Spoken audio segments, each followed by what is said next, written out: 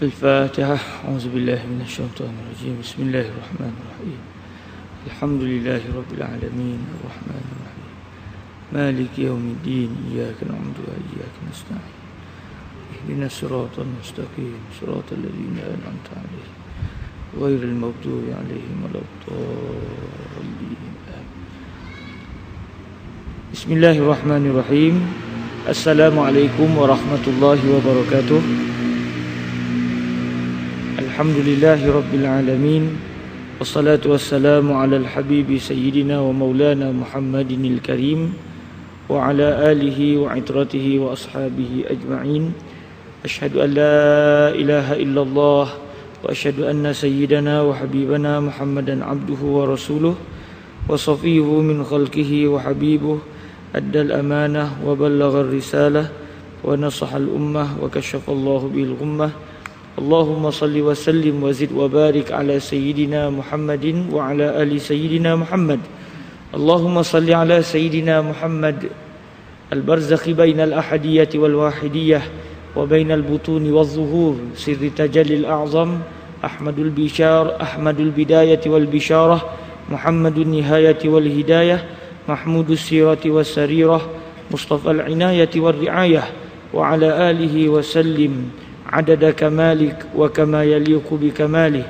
اللهم صل على سيدنا محمد مجل الربوبية بقول وما أرسلناك إلا رحمة للعالمين ومفتتح النبوة بقول وإنك لتلقى القرآن من لدن حكيم عليم وتجلي الألوهية الأعظم بقول وإنك لتهدي إلى صراط مستقيم صاحب الخلق العظيم والنهج القويم والصراط المستقيم الرؤوف الرحيم وعلى آله وسلم بقدر ما وضعته فيه من أسرارك واجعل لنا منه أوفر نصيب من العناية والرعاية يا الله يا مجيب. اللهم صل على سيدنا أحمد الأولية والرسالة وسيدنا محمد الآخرية والنبوة والهداية المتخلق بالعبودية والقائم بحقوق الربوبية والألوهية على أكمل وجه وعلى آله وصحبه وسلم كما هو أهله بما أنت أهله وأنلنا منه على يديه أوفر نصيب من القرب والتخصيص يا كريم يا مجيب يا ودود يا الله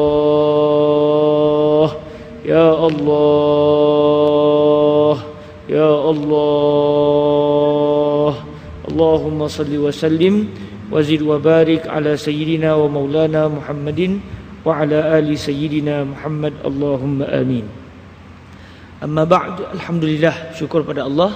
Dengan keizinan daripada Allah dapat kita bertemu lagi pada hari ini untuk kita berusaha mempelajari, meneliti dan mengambil hidayah daripada bicara mulia sabdaan baginda Rasulullah sallallahu alaihi wasallam yang dimuatkan dalam kitab karangan Al-Imam Abu Muhammad Abdullah bin Sa'd bin Ahmad yang lebih dikenali dengan nama Ibnu Abi Jamrah, di dalam kitab yang disusun oleh beliau tatkala beliau memilih 297 hadis terpilih daripada sahih Al-Imam Al-Bukhari untuk ditatap dan dipelajari oleh kita. Alhamdulillah, dan kita telah pun masuk kepada hadis yang pelbagai. Hari ini insya-Allah pada hadis yang ke-126 atau berdasarkan sebahagian kiraan 127 hadis Rasulullah sallallahu alaihi wasallam. Hari ini kita masuk pada hadis yang ke-126 biiznillah subhanahu wa ta'ala. Baik.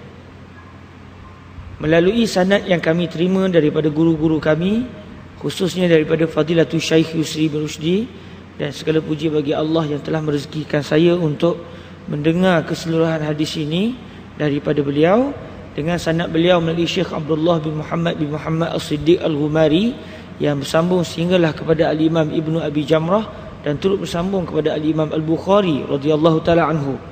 Jadi Al-Imam Ibnu Abi Jamrah radhiyallahu taala anhu ardah wa nafa'ana Allah bi ulumihi wa ulumi masyayikhihi wa talamizatihi wa qurra'i musannafatihi wa sa'iri kutubihi qala fi mukhtasarihi yaqul Imam Ibnu Abi Jamrah bi sanadina ilaihi an Abi Hurairah radhiyallahu taala anhu anna Rasulullah sallallahu alaihi wa alihi wasallam ra'a rajulan yasuqu badanatan faqala irkabha faqal ya Rasulullah innaha badanah, faqal irkabha wailak au waihak fi tsaniyati au fi tsalitsah.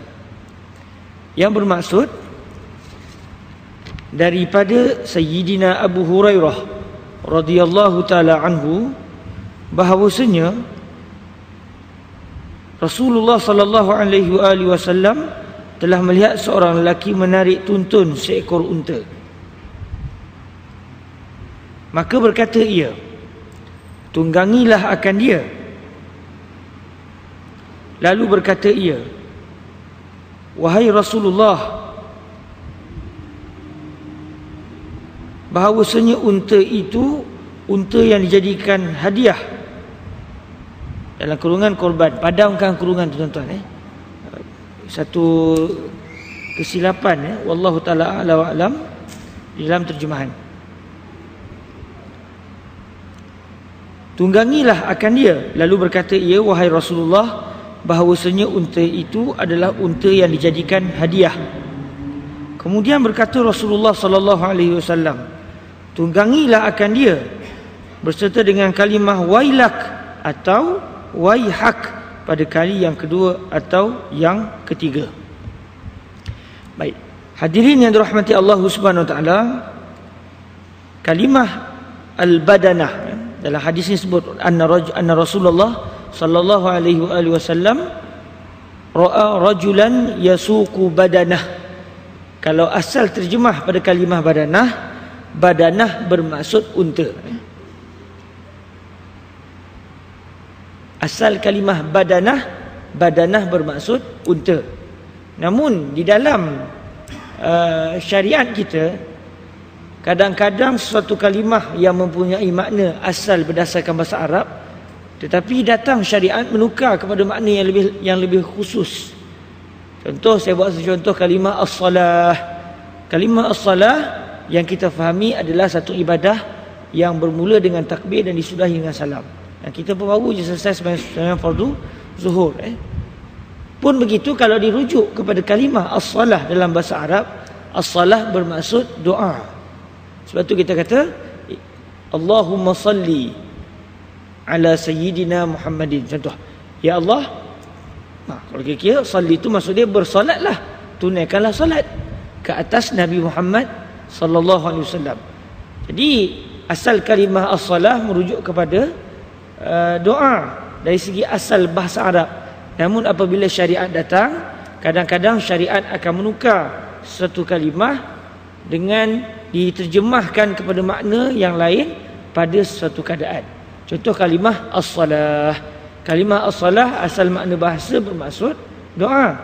Namun bila Allah Subhanahu wa taala kata aqimus salah wa atuz zakah, Allah suruh kita berdoa ke suruh kita melakukan solat, iaitu satu ibadah khusus bermula dengan takbir disudahi dengan salam. Jadi ketika itu syariat datang dengan satu kalimah yang orang dulu pernah guna tetapi dengan makna yang lain, makna asalnya, namun syariat datang tukar kepada satu makna yang lain. Jadi kalimah badanah merujuk kepada hadis yang sedang kita pelajari ini. Kalimah badanah asal pada kalimah asalnya, bahasa Arab asalnya merujuk kepada maksud unta, kalimah unta. Namun kalimah al-badanah dan yang dimaksudkan dalam hadis ini bukan semata-mata unta, tetapi mana-mana binatang, iaitu binatang yang boleh dikorbankan, sama ada unta atau kambing atau lembu yang diutus oleh seseorang untuk disampaikan ke Makkah Al-Mukarramah untuk diberikan hadiah kepada fakir miskin yang berada di Mekah. Itu sudah menjadi satu makna yang lain, satu ibadah yang kita dah tak lihat pada hari ini, satu ibadah yang sudah tidak berlaku pada hari ini, iaitu satu ibadah yang namanya al-hadi. Al-hadiyu tu kalau ikut maknanya hadiah, tetapi maksud al-hadiyu ataupun al-badanah adalah suatu kita menghantar binatang yang boleh untuk dikorbankan, sama ada unta atau lembu atau kambing, yang kita hantar kepada orang yang nak pergi tunaikan haji, dia akan bawa kambing kita ataupun lembu ataupun unta kita tadi dengan dikalungkan. Sunat dikalungkan pada binatang tersebut sebarang benda. Contoh pada zaman Nabi mereka kalungkan dengan selipar. Kalung dengan selipar, kalung dengan kain baju sebagai contoh, kerana binatang itu akan dikorbankan, akan disembelih dan dagingnya akan diberikan kepada fakir miskin yang berada di Mekah. Mari kita hantar binatang, kita tak dapat tunaikan haji contoh ataupun umrah, kita hantar binatang untuk Kaabah. Kita hantar binatang untuk Kaabah, iaitu untuk disembelih dan dagingnya akan diagihkan kepada fakir miskin yang berada di bumi Makkah. Pun begitu disunatkan digantung di leher binatang tadi, gantung dengan selipar ke. Ikutlah apa saja yang kita nak gantung, yang mana yang kita gantung tadi pun dibahagikan juga kepada fakir miskin yang berada di bumi Makkah. Gantung tali ke, gantung, ikutlah yang mana semua yang berada atas unta tadi ataupun kambing ataupun lembu tadi akan menjadi hadiah kita untuk diberikan kepada fakir miskin. Jadi ini adalah satu ibadah yang memang diamalkan semenjak zaman Nabi SAW lagi. Pun begitu hari ini kita dah tak ada dah. Mungkin disebabkan kerana kita pergi menunaikan haji ataupun umrah, kita tak lagi lalu jalan darat. Dan mana lagi kita nak bawa binatang daripada Malaysia tuntun sampai ke bumi Makkah. Maka akhirnya dia sudah menjadi satu ibadah yang sudah tidak lagi ada. Pun begitu, wallahu taala alam, elok juga wallahu taala alam. Kita nak pergi mengantar binatang, kalau zaman Nabi dulu dengan akan dikalungkan, kalau binatang tu hilang di padang pasir pun orang tahu, ini orang hantar hadiah untuk Makkah ni, orang hantar hadiah untuk fakir miskin. Orang mana-mana jumpa akan tarik binatang tadi untuk dibawa ke bumi Makkah Al-Mukarramah. Sebenarnya musim haji ataupun musim umrah. Jadi walaupun kita pada hari ini sudah tidak ada peluang lagi untuk itu, pun begitu, wallahu taala alam, berkemungkinan, sekadar pandangan saya, wallahu taala alam, berkemungkinan elok juga kalau kita hantar duit. Siapa nak pergi haji, nak pergi umrah, kita hantar duit supaya dapat dibelikan kambing ataupun lembu ataupun unta, supaya dapat disembelih, bukan untuk ibadah kurban, disembelih kemudian dagingnya diagihkan kepada fakir miskin yang berada di bumi Makkah Al-Mukarramah. Jadi ini namanya al-hadyu ataupun al-badanah. Al-badanah merujuk kepada sebarang binatang, iaitu binatang yang boleh untuk dikorbankan, kambing, lembu ataupun unta, yang mana binatang tersebut akan diagihkan, akan disembelih dan akan dikorbankan, akan disembelih dan dagingnya akan diagih-agihkan kepada fakir miskin. Setahu saya, wallahu taala alam, al-hadyu bukan ibadah korban. Ibadah korban lain, ibadah korban dia ada perincian dia. Yang ni satu ibadah, iaitu kita menghadiahkan binatang untuk diberikan kepada Baitullahil Haram, iaitu diberikan kepada fakir miskin Baitullah Al-Haram, iaitu fakir miskin yang berada di kawasan Makkah Al-Mukarramah. Ini merupakan satu sunat, dia merupakan satu ibadah yang disunatkan. Cuma dia akan jadi wajib kalau kita nazar. Kalau kita nazar, dia akan jadi wajib. Jadi dalam hadis Nabi SAW ini diterjemahkan kepada Rasulullah SAW telah melihat seorang lelaki menarik, iaitu menuntun, dia di tali kekang binatang tu ditarik, iaitu seekor unta. Sedangkan kalimah badanah dalam istilah syariat bukan semata-mata unta, sebaliknya mungkin merujuk kepada lembu, mungkin merujuk kepada kambing. Pun begitu, penterjemah kita menterjemahkan dengan unta, kerana kalau kita baca dalam hadis tu kesinambungannya, Nabi suruh orang tadi naik atas binatang tersebut. Jadi kalau kambing orang tak naik dah. Kalau lembu dalam masyarakat Arab bukan untuk dinaiki. Orang Melayu je ada kereta kuda, kereta lembu. Orang Arab tak ada. Orang Arab tak ada. Tak ada lembu yang dinaiki. Kebau petah lagi. Cuma mereka guna lembu ni sama ada untuk ternak atau mereka guna lembu sebagai binatang yang digunakan dalam pertanian. Untuk bajak sawah dan sebagainya, bajak gandum dan sebagainya. Jadi menunjukkan wallahu taala alam binatang yang ditarik oleh sahabat Nabi tadi memang unta. Tetapi bukan unta semata-mata, sebaliknya unta yang sudah diniatkan untuk dihadiahkan kepada fakir miskin yang berada di bumi Makkah Al-Mukarramah. Jadi kalimah unta tu bukan semata-mata unta, sebaliknya unta khusus. Baik. Kita baca balik semula hadis ini daripada Sayyiduna Abu Hurairah radhiyallahu anhu, bahawasanya Rasulullah sallallahu alaihi wasallam telah melihat seorang lelaki menarik, iaitu menuntun tarik tali kekang yang berada pada leher seekor unta, iaitu unta yang dia niatkan untuk dijadikan hadiah kepada para fakir miskin di Baitullahil Haram. Maka berkata ia, Nabi sallallahu alaihi wasallam pun bersabda kepada lelaki tadi, tunggangilah akan dia. Daripada kamu duk tarik, kamu naiklah atas binatang tu. Jadi sahabat Nabi sallallahu alaihi wasallam tadi sebut kepada Nabi, lalu berkata, wahai Rasulullah, bahawasanya unta itu unta yang dijadikan hadiah. Maksudnya ini bukan unta biasa ya Rasulullah. Ini unta yang saya niatkan untuk menjadi hadiah kepada fakir miskin yang berada di bumi Makkah. Yang berkemungkinan sahabat tadi, oleh kerana ini satu ibadah, beliau takut nak naik atas binatang tadi. Jadi kalau unta biasa kita naik, binatang kendaan yang lain kita naik. Macam pernah orang sebutlah, wallahu a'lam sejauh mana kebenarannya, apa namanya, Luqman Al-Hakim bersama dengan anaknya naik keledai. Dua-dua naik. Orang kata sial keledai tadi, dua-dua naik. Lah kali Luqman suruh gini, Luqman nak ajar budak naik, tengok ini dunia, awak turun saya naik. Akhir si anak pun tarik tali kekang keledai tadi. Orang kata turut betul bapak dia, sian kan anak pula dipaksa tarik keledai. Akhirnya Sayyidina Luqman Al-Hakim kata tukar, awak naik atas wahai anak, saya pula tarik. Orang kata tengok anak ku hajar tak, dua-dua dia sanggup, biarkan ayah dia yang tarik, patut dia dah turun. Lah kali kata orang Luqman Al-Hakim, moh kita sama-sama dokong keledai tadi. Akhirnya dua-dua pikul keledai tu. Orang kata tengok, orang gila, keledai patutnya dinaiki, bukan didokong. Menunjukkan bahawa binatang apa namanya yang ditunggang ni memang kita tunggang. Kalau sekadar tarik mesti orang pelik, apa kena ni? Cuma dalam kisah tadi Luqman Al-Hakim nak bagi tahu, orang katalah, saya tak ingat sejauh mana kebenaran kisah ini, cuma ia menunjukkan bahawa kita buat apa benda sekalipun mesti orang akan komen. Orang akan komen. Yang paling penting buatlah apa benda yang tuan-tuan nak buat, niatkan Allah Subhanahu Wa Taala, lantaklah orang nak komen apa. Kalau kita ingat lagi dalam hadis yang pernah kita pelajari sebelum ini, satu orang lelaki yang dia niat nak bagi sedekah dengan satu jumlah yang betul-betul besar.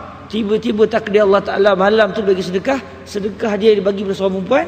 Rupanya perempuan tu pelacur. Pagi orang bising, tengok, ada ke bagi sedekah pada pelacur? Laki tadi kata, saya akan bagi lagi sedekah. Dia bagi kali sedekah ni, rupanya dia bagi pada satu orang lelaki pada waktu malam. Dia ingatkan okey, rupanya lelaki itu adalah seorang pencuri. Bagi sedekah kat pencuri.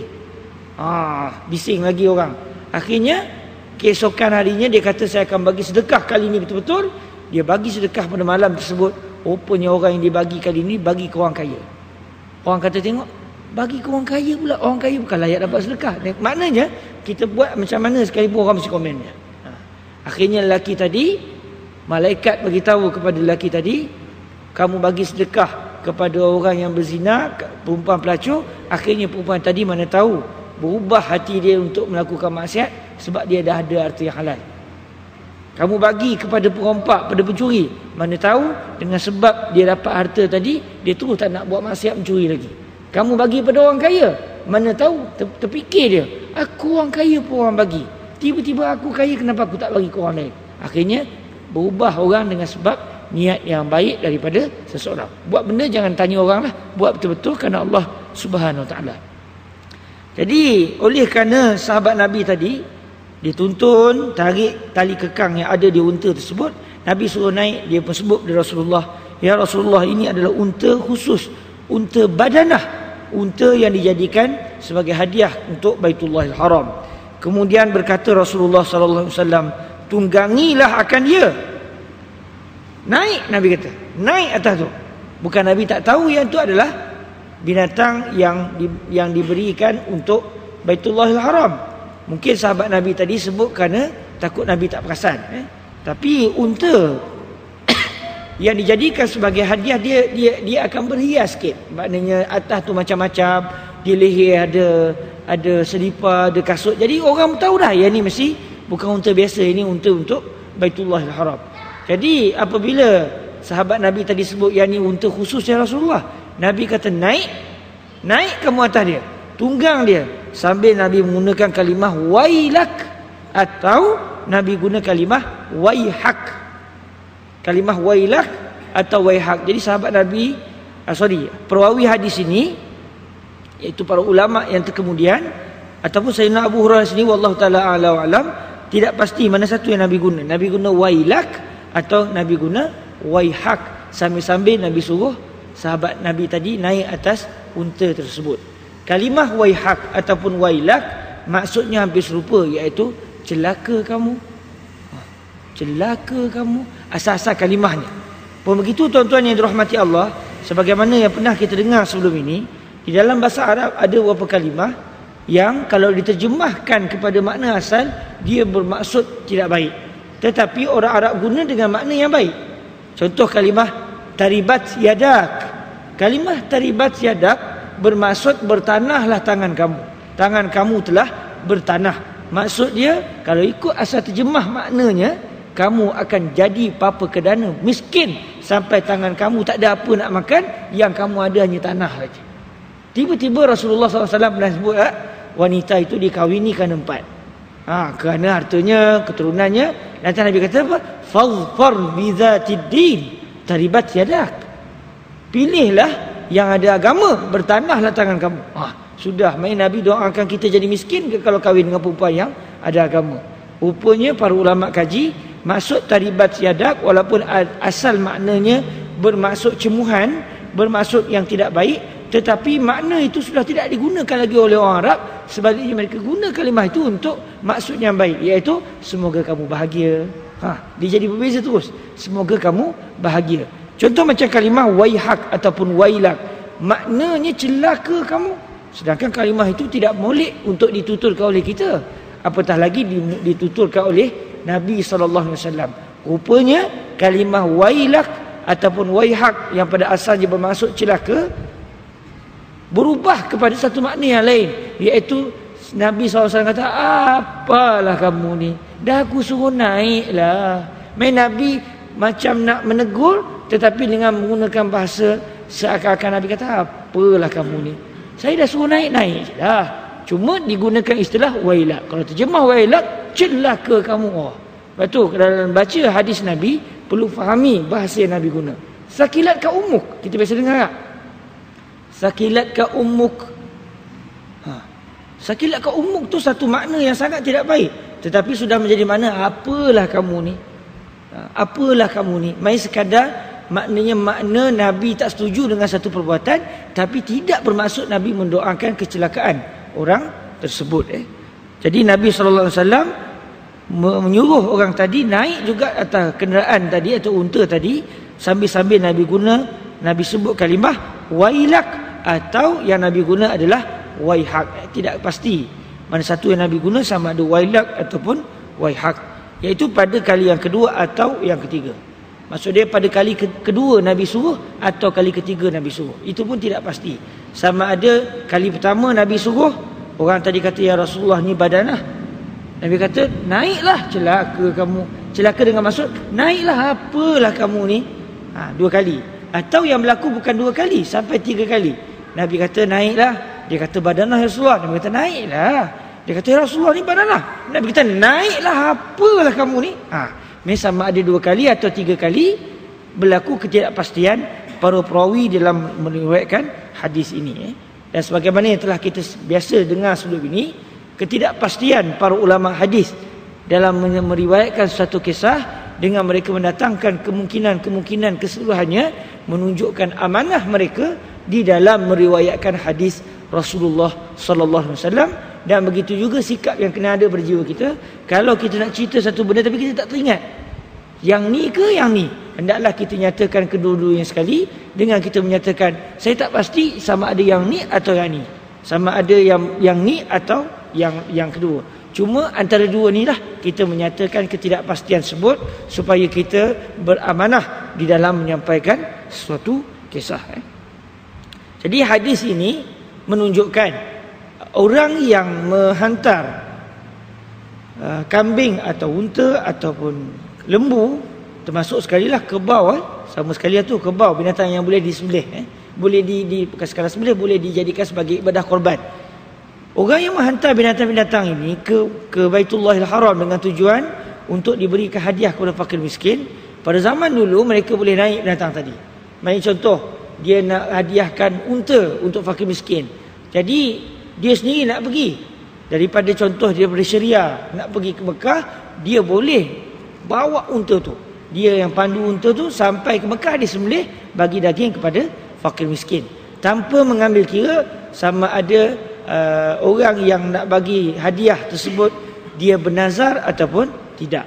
Sebab asal-asal ibadah menghantar binatang-binatang ini kepada fakir miskin di bumi Makkah asalnya tidaklah wajib, sebaliknya sunat semata-mata. Namun kalau orang tadi niat saya bernazar, dia niat saja nazar, dia jadi wajib terus. Samalah dengan mana-mana ibadah sunat yang lain. Contoh tuan-tuan kata, saya bernazar saya nak semayang duha selama 3 hari, maka ketika itu wajiblah tuan-tuan melakukan semayang duha selama 3 hari. Cuma dalam perbahasan nazar para ulama bincang, kalau nazar yang bersyarat, contoh kita kata, ya Allah saya ni sakit, kalaulah saya sembuh ya Allah, saya nak semayang tahajud 10 rakaat. Para ulama kata ni makruh. Tapi kalau kita sebut jadi wajib. Kenapa jadi makruh? Sebab ini tanda orang tu kedekut. Nak sembahyang pun sampai boleh buat syarat dengan Allah Ta'ala kan? Macam kita pula kata, ya Allah, awak nak saya sembahyang ke tak nak? Kalau awak nak saya sembahyang, sembuhkan saya. Kalau tak nak. Macam kita boleh buat satu, macam mengugut Allah Ta'ala pula. Jadi para ulama kata yang ni ibadah makruh. Bernazar style begini makruh. Dan ini yang banyak kita bernazar. Ya Allah, kalau saya sembuh saya nak buat begini. Ya Allah, tapi kalau tak sembuh tak nak buat. Kedekut dengan Allah Ta'ala, kedekut. Betul lah manusia ni kedekut sungguh. Bakhil hatta dengan Allah Subhanahu Wa Ta'ala. Yang ini cara bernazar begini tak boleh. Walaupun tidak haram, tetapi tidak bagus. Tapi kalau kita sebut juga jadi wajib. Contoh tuan-tuan niat, kalau saya lulus ujian kali ini, saya nak sembelih seekor lembu, nak bagi hadiah pada fakir miskin. Contoh, maka ketika itu wajiblah ke atas tuan-tuan untuk menyembelih lembu apabila berjaya dalam ujian. Sebagai contohlah.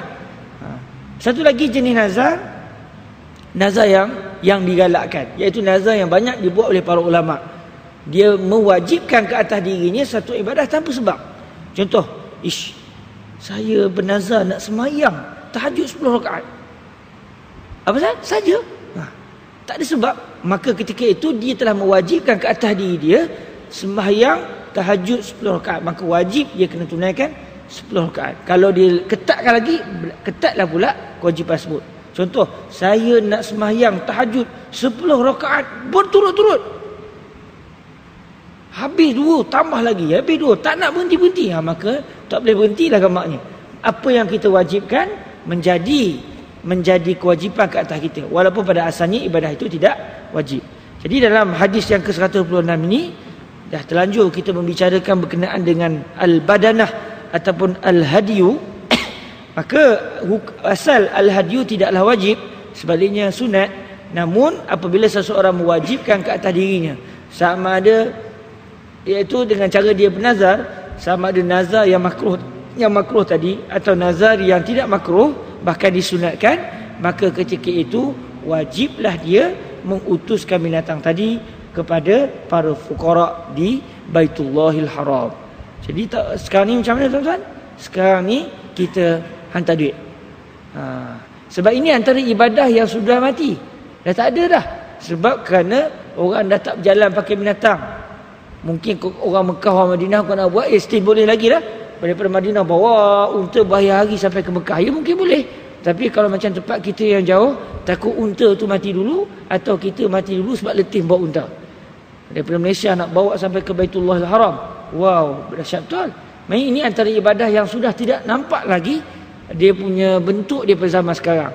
Namun begitu, oleh kerana ibadah ini ibadah yang baik, yang mana tujuannya untuk memberikan kegembiraan kepada fakir miskin di bumi Makkah Al-Mukarramah, maka kalau ada orang nak buat umrah, ada orang nak buat haji, boleh juga kalau kita kirim duit supaya dia boleh beli binatang, sembelih di sana, bagi dagingnya kepada fakir miskin. Hari ini siapa fakir miskin? Orang Mekah kaya-kaya belaka dah. Pekerja-pekerja tu lah tuan-tuan. Pekerja di Masjidil Haram, yang mana mereka bukan orang Arab lah, tapi yang datang daripada India, datang daripada Bangladesh, daripada Indonesia, yang bekerja di situ, kita boleh iktibar mereka itu adalah orang-orang yang tidaklah hidup senang di sana, maka eloklah kita beri kepada fakir miskin yang berada di sana. Atau tanya orang Mekah sendiri, mana orang susah di sini untuk kami bagi daging yang saya jadikan sebagai al-hadiyu, hadiah saya untuk Baitullah Haram. Ini di antara ibadah yang disunatkan di dalam Islam yang hari ini sudah tidak berlaku lagi. Jadi kalau kita tak dapat pergi haji, duit kita bantarlah supaya dapat ditunaikan satu ibadah yang baik, iaitu al-hadiyu. Saya lembu tak mampu, Ustaz. Unta tak mampu. Kambing pun tak mampu. Apa yang mampu? Ayam boleh, Ustaz. Ayam kapsah bolehlah, tapi dia tidak dinamakan sebagai al-hadiyu. Itu sekadar hadiah kita je lah. Hadiah, dia tidak dinamakan, dia tidak jadi ibadah, namanya al-hadiyu. Sama lah juga macam bila seseorang, contoh dia nak beli seekor lembu tak mampu, satu bahagian pun tak mampu dia nak beli, dia tak ada duit, tiba-tiba dia pakai share, seorang RM10 kumpul-kumpul dapat beli seekor lembu, lepas tu sembelih pada hari raya korban. Jadi ibadah korban tak? Tak jadi. Tak jadi, sebab ibadah korban disyaratkan binatang tadi dikongsi oleh 7 orang atau makin kurang. Sama syarat menjadikan unta ataupun lembu dibahagikan kepada 7 bahagian. Kalau sebab selalunya mahal lah. Tapi kalau dia mampu, saya nak ambil 2 bahagian terus, atau saya nak ambil 3 atau 4, atau semua binatang ni saya nak beli terus, maka ketika itu selesai masalah. Tapi oleh kerana dia tadi tak jadi bahagian, sebab pakat-pakat seorang kumpul RM10, dapatlah seekor lembu, sembelihlah, dia dapat pahala insya-Allah, sebab dia niat dengan niat yang baik. Adakah dia jadi ibadah korban? Tidak. Adakah dia tertakluk kepada hukum-hukum daging korban? Tidak. Sebab dia bukan binatang yang disembelih berdasarkan korban, kerana dikongsi. Sama lah juga kambing. Kambing tak ada bahagian, seorang satu, ataupun nak beli lebih silakan. Tapi kambing tak ada bahagian. Tiba-tiba kita nak beli kambing tak cukup duit, kita pakat-pakat share seorang RM10, cari 10 orang ataupun berapa orang, dapatlah seekor kambing. Kita pun korban. Macam mana tuan-tuan? Tak dapat pahala ibadah korban, tak dapat pahala ibadah korban, kerana dia bukan menepati kriteria ataupun syarat dalam ibadah korban. Sebab kambing dia tak ada bahagian. Dia tak ada bahagian. Jadi benda ni selalu juga berlaku di sana di Mesir. Kamilah pelajar-pelajar teringin juga kita nak bergembira dengan kedatangan hari raya Aidil-Adha, tapi satu orang nak beli satu bahagian tu, kalau yang dapat zakat okeylah, yang tak dapat zakat ni macam mana tuan-tuan? Jadi kita pakat-pakat. Pakat, dapatlah duit. Tapi ada juga kawan-kawan dia nak juga supaya dapat jadi korban tu, duit yang terkumpul tu dia kata okey gini, kita hadiahkan kepada seorang sahabat kita, dan harapan besar kita kawan tadi akan berkorban. Cuma dari segi hukum ni, kalau kita contoh ni duit ni, kita pakat kumpul RM10 ni, dapat beli katakan seekor lembu. Lepas tu kita kata dengan seorang sahabat kita, ni ya akhi, kami kumpul duit ni, kami nak beli seekor lembu tak mampu, satu bahagian pun kami tak mampu. Jadi sekarang duit ni kami serahkan kepada kamu sebagai hadiah daripada kami, supaya kamu dapat membuat ibadah korban. Jadi binatang ni jadi binatang korban. Baik, tuan-tuan yang dirahmati Allah, mari dibagi hadiah kepada orang tadi dengan harapan supaya kawan tadi buat ibadah korban. Jadi dibagi hadiah. Bila orang tadi terima hadiah, kalau dia tak nak buat ibadah korban, tak haram dah. Sebab duit tu sudah jadi duit dia. Orang tadi bukannya orang tadi guna istilahnya hadiah. Dia tak boleh paksa. Ini hadiah tapi dengan syarat. Dia tak ada istilah syarat lah hadiah. Jadi apabila diberikan duit tadi kepada orang tadi, takdir Allah Ta'ala, orang tu kata terima kasih saya terima hadiah ni, dan kebetulan pula saya teringin nak beli motor ni, nak pergi kelas, jadi saya guna duit ni untuk beli motor. Senyum je lah orang yang kumpul duit tadi. Dia tak boleh kata apa, sebab dia kata apa ni, tak menepati janji. Dia bukan isu tak menepati janji, sebab isunya awak istilahnya bagi hadiah. Sama macam di kampung-kampung tuan-tuan, di belah Kedah peringkat awal nak bayar zakat, nak pakai beras. Kita pun pergi dalam rumah satu orang miskin, dia pun standby beras dah. Kita pun kata saya nak beli beras. Kita pun bayar duit kepada dia pun bagi kita beras. Lepas kita dapat beras tu, kita pun kata, makcik, inilah zakat saya, beras sekian-sekian, saya bagi kepada makcik sebagai zakat saya untuk makcik. Dia orang buat taktik begitu supaya dapat ditunaikan mazhab Imam Syafi'i, iaitu zakat adalah dengan barang makanan asasi. Dan saya pernah ikutlah ayah saya pergi ke satu rumah makcik tu, dan dia antara orang miskin, tapi di rumah dia standby dah satu beras. Sebab biasanya orang akan bagi zakat kepada dia, dan dia akan unjuk-unjuk beras itu lah. Orang tu beli, ambil duit, dia pun ambil duit. Lepas tu orang tu kata, makcik, ni zakat saya untuk makcik. Jadi dalam perjalanan pulang saya cakap dengan ayah saya, katakan bah, kita pergi kat makcik tadi, kita bagi duit, makcik saya nak beli beras, dia pun bagi beras. Kita kata terima kasih makcik, besok saya nak buat nasi goreng, datang rumah. Kita pun balik, agak-agak dia marah tak? Mesti dia marah punya.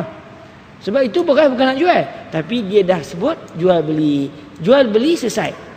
Kalaulah kita boleh buat begitu, memang terkejut makcik tu. Sebab aku standby beras ni untuk zakat, bukan untuk jual. Tadi makcik kata jual.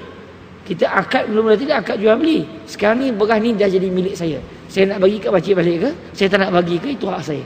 Samalah juga dengan orang yang buat ibadah kurban tadi. Tapi alhamdulillah setakat ni bila kami buat, orang tu buatlah ibadah kurban kan. Sebab kita nak berusaha dapat juga buat ibadah walaupun kita tak mampu dengan pelbagai cara kan. Itu di antara apa yang biasa kami buatlah pelajar-pelajar di Mesir sana.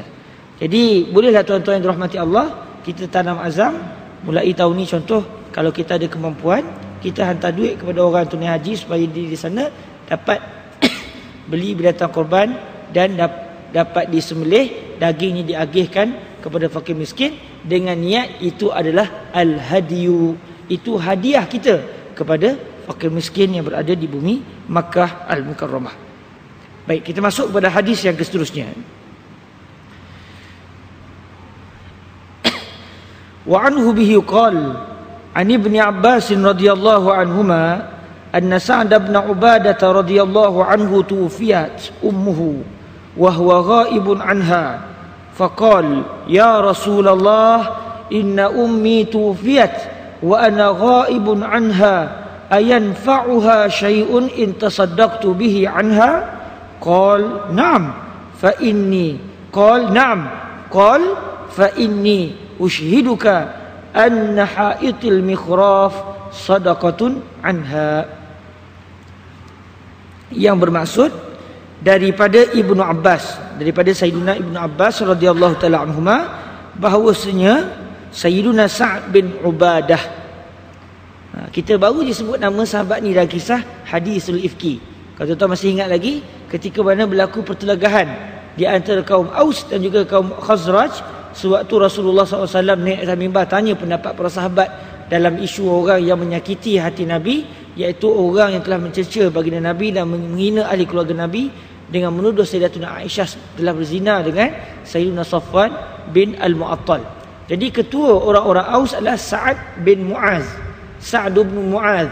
Apabila Sayyidina Sa'ad bin Mu'az sebut kepada Nabi, ya Rasulullah, saya akan menjadi pembela anda ya Rasulullah, sekiranya anda mengambil hukuman ke atas orang yang telah melakukan kesalahan tersebut. Kalau orang itu daripada kumpulan kami, kumpulan Aus, kami penggal kepada dia Rasulullah. Tapi kalau daripada kumpulan Khazraj, kalau anda suruh kami buat apa saja pun kami akan buat. Dengar begitu, bangkitlah Sayyidina Sa'd bin Ubadah, yang mana Sayyidina Sa'd bin Ubadah adalah ketua orang-orang Khazraj. Marah ketika itu jadi dia timbul sedikit isu perkauman sedikitlah masa tu Pun begitu mereka semua akhirnya senyap apabila Nabi SAW meredakan suasana. Jadi kita masuk kepada kisah Sayyidina Sa'ad bin Ubadah hari ini. Daripada Sayyidina Abdullah bin Abbas, daripada Sayyidina Ibnu Abbas radhiyallahu taala anhu, bahwasanya Sayyidina Sa'ad bin Ubadah, orang Melayu kata Sa'ad, yang betulnya Sa'ad dimatikan pada huruf ain, tapi mungkin gamaknya payah orang Melayu nak sebut, mudahlah Abu Bakar. Sepatutnya Abu Bakar. Orang kata Abu Bakar. Mas muka anasmi Abu Bakar. Terkejut orang Arab, Abu Bakar. Bakar, apa makna bakar?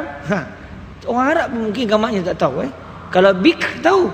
Bikr tu maknanya orang perempuan muda yang masih perawan. Jadi orang Melayu kita mudah. Bakr jadi bakar, Sa'ad jadi Sa'ad. Amr jadi Amru. Mudah kan? Orang Melayu masuk mudah alhamdulillah. Subhanallah. Bahawasanya Sayyidina Sa'ad bin Ubadah waktu bondanya meninggal dunia,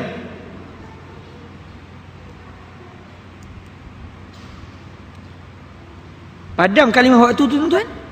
Kita padang kalimah waktu tu supaya maknanya lebih tepat dengan teks asal.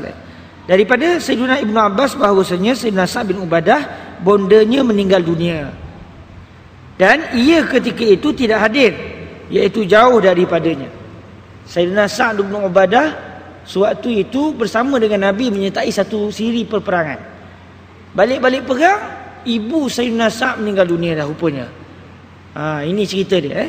Jadi ketika ibu beliau meninggal dunia, Sayyidina Sa'ad dan juga Rasulullah serta orang mukmin yang lain sedang berperang. Zaman dulu mana ada SMS, mana nak tahu, balik-balik perang, ya Rasulullah, ibuku telah meninggal dunia. Jadi Sayyidina Sa'ad bila pulang-pulang tengok ibunya telah meninggal dunia, maka ia berkata, wahai Rasulullah, bahawasanya bondaku telah mati. Sedih benar ayat kalimah mati ni. Kalau orang Kedah tak apalah, kalimah mati ni biasa. Belah-belah Kelantan tu, tapi orang Selangor dengar mati ni kasar lah, meninggal dunia. Tapi sama je lah. Wahai Rasulullah, bahawasanya bondaku telah mati ataupun meninggal dunia, dan aku ketika itu ghaib daripadanya. Ghaib ni bukan ada ilmu ghaib lah. Ghaib ni maknanya tidak wujud, tidak berada suatu bondanya meninggal dunia, sebab beliau mengikuti baginda Nabi dan para sahabat dalam misi satu peperangan. Lantas beliau bertanya kepada Nabi, adakah memberi manfaat akan dia oleh sesuatu jika aku bersedekah dengannya? Kata beliau, ya Rasulullah, ibuku telah meninggal dunia, aku pula saat beliau meninggal dunia tak sempat berada bersama dengan beliau. Boleh tak kalau aku bersedekah dengan satu benda, aku niat pahalanya kepada ibuku, sampai tak pahala kepada ibuku? Itu lebih kurang terjemahan ataupun maksud Sayyidina Sa'ad bin Ubadah. Lantas Rasulullah SAW bersabda, ya, bermanfaat. Kalau anda bagi sedekah, anda niat untuk hadiah kepada arwah ibu anda, maka sedekah itu akan sampai, pahala sedekah tersebut akan sampai kepada ibu anda. Lalu katanya, maka bahawasanya, tunggu masa juga, tak tangguh-tangguh. Terus beliau sebut, maka bahawasanya aku menyaksikan kepada engkau bahawa kebun aku Al-Mikhraf. Nama kebun beliau, kebun beliau bernama Al-Mikhraf. Kebun apa tuan-tuan? Kebun kurma. Kalau kita boleh tambah sikit, bahawa kebun kurma aku, kebun kurma aku. Sebab kalimah apa namanya haid, dalam hadis fa inni ushiduka anna haiti. Kalimah haid dalam bahasa Arab bermaksud ladang ataupun kebun kurma yang berpagar. Kalau tidak berpagar, tidak dinamakan sebagai haid. Jadi mungkin kita boleh tambah sedikit supaya terjemahan kita lebih tepat dengan makna asal. Maka bahawasanya aku menyaksikan kepada engkau bahawa kebun kurma aku. Lepas tu kita boleh tambah sikit, yang berpagar, iaitu. Kalau kita tambah sikit lah, supaya makna dia lebih tepat dengan teks asal. Wallahu ta'ala ala alam. Maka bahawasanya aku menyaksikan kepada engkau bahawa kebun kurma aku yang berpagar, iaitu Al-Mikhraf, itu menjadi sedekahnya. Menjadi sedekahnya, iaitu sedekah untuk ibuku yang telah meninggal dunia. Baik, tuan-tuan yang dirahmati Allah Subhanahu Wa Taala, hadis yang ke-127 ini menunjukkan kepada kita bahawa sedekah kepada fakir miskin dengan niat pahala sedekah tadi Allah sampaikan kepada ruh fulan bin fulan, akan sampai kepada si mati. Ni hadis sahih Al-Imam Al-Bukhari. Jadi macam mana pula kalau baca Quran? Soalan yang baik daripada orang yang baik, insya-Allah. Tadi dalam hadis Nabi SAW sebut bahawa kalau kamu bersedekah dengan sesuatu benda, kamu niatkan pahala tu kepada si mati, maka pahalanya akan sampai kepada si mati. Soalan pula, kalau dalam hadis ni Sayyidina Sa'd bin Ubadah bagi sedekah ni kebun kurma beliau. Ya Rasulullah, kebun kurmanya aku sedekahkan kepada fakir miskin, aku niatkan pahalanya untuk ibuku, sebagai tanda aku nak balas jasa ibu aku. Maka pahalanya sampai kepada arwah ibu Sayyidina Sa'd bin Ubadah. Jadi bagaimana pula kalau yang kita sedekah itu bukan bersifat benda, sebabnya bersifat ibadah. Contoh membaca Al-Quran. Contoh ada seorang sahabat kita meninggal, mau kita sembahyang sunat, pakat-pakat sembahyang sunat, lepas tu kita niat, saya nak hadiahkan pahala sembahyang sunat tadi untuk si mati. Yang kadang-kadang orang Melayu kita buat sembahyang sunat hadiah tu. Sembahyang sunat hadiah tu sepanjang yang saya belajar, tak ada satu pensyariatan daripada Nabi, ada satu ibadah namanya sembahyang sunat hadiah. Main setakat yang saya belajar lah, wallahu alam, kalau saya ada yang saya tak jumpa tu maafkan saya. Dan saya juga masih belajar dan terus akan belajar bersama dengan tuan-tuan. Jadi sepanjang yang saya belajar dan sepanjang yang saya belik kitab-kitab, belum pernah lagi saya terjumpa ada Nabi SAW minta para sahabat sembahyang sunat khusus untuk pahalanya kepada si mati. Belum pernah lagi. Pun begitu orang Melayu kita buat, siapa yang ajar orang Melayu ni? Dia orang mereka, ni ulama-ulama dulu yang ajar kepada pada masyarakat Melayu kita. Maksudnya kita sembahyang sunat, kemudian lepas habis sembahyang sunat kita niat, ya Allah, kami sembahyang sunat tadi, ya Allah, pahalanya kami hadiahkan kepada fulan bin fulan. Jadi sampai ke tidak, berdasarkan pendapat sebahagian para ulama, hadiah dalam bentuk yang tak nampak ni, pahala baca Quran, sampai kepada si mati. Sampai kepada si mati. Begitu berlaku juga khilaf di kalangan para ulama. Seingat saya, Al-Imam Asy-Syafi'i sendiri berpandangan tak sampai. Seingat saya lah, Al-Imam Asy-Syafi'i, imam mazhab kita sendiri, berpandangan tak sampai pahala bacaan Al-Quran kepada si mati. Pun begitu, para ulama dalam mazhab Imam Syafi'i dalam isu ini mempunyai pendapat yang lain daripada Imam Syafi'i sendiri. Mereka berpandangan sampai, antaranya hadis ni. Kerana kalaulah dalam hadis ni kita bagi benda kepada orang lain, kita bagi sedekah, kita buat satu benda yang baik, maka apa beza di antara kita bagi barang yang nampak dengan benda yang ada pahala untuk dihadiahkan kepada si mati? Sebab yang kita nak hadiahkan bukan kurma tu. Kita nak hadiah ke si mati kurma tu ke tuan-tuan? Si mati tak makan dah. Main kita bagi kurma kepada orang ramai. Kita buat kenduri tahlil contoh. Ni orang yang kata bid'ah dan sebagainya. Orang yang buat kenduri tahlil, dia jemput orang jemput makan. Kalau orang yang buat kenduri tahlil tu pandai sikit, dia niat, ya Allah, aku buat kenduri tahlil ni, aku buat jamu orang makan ni, aku niat pahalanya nak bagi kepada arwah fulan bin fulan. Di samping mereka dah bagi hadiah pahala bertahlil, pahala berselawat kepada si mati, ni pahala orang makan-makan ni pun aku nak bagi sebab aku yang makan, aku yang keluarkan duit. Cuma yang ni mungkin jarang kita niat. Jadi tuan-tuan yang dirahmati Allah, orang yang buat begini, dia bagi makan kepada orang, tetapi yang nak dibagi kepada si mati pahala tu. Jadi kalau kita buat ibadah, adakah maknanya bila kita niat, ya Allah, saya buat ibadah sekian-sekian, pahalanya ya Allah sampaikanlah dengan rahmatmu kepada si mati bin si mati. Adakah sampai ataupun tidak? Maka sebagian para ulama kata sampai, kerana tidak ada beza di antara kita bersedekah pahala perbuatan yang nampak bendanya, contoh macam bagi sedekah kurma kepada fakir miskin, kemudian kita niatkan pahalanya kepada si mati, tak ada beza dengan kita buat suatu ibadah dan kita hadiahkan kepada si mati. Dan itulah yang banyak diamalkan oleh orang Islam. Kita baca kubur baca Quran di kubur contoh, ataupun kita buat tahlil, kita niat hadiyatan minna wasilah, hadiah kepada kami kepada si mati. Maka tiada masalah untuk kita berdoa, sebab yang kita nak mohon ni kepada Allah. Allah yang nak bagi. Kalau Allah izin sampai, kalau Allah tak nak izinkan, nak buat macam mana? Kita nak bagi hadiah dengan harapan moga Allah bagi kepada si mati. Jadi insya-Allah berdasarkan pendapat ramai juga di kalangan para ulama, sampai pahala bacaan Al-Quran kepada si mati.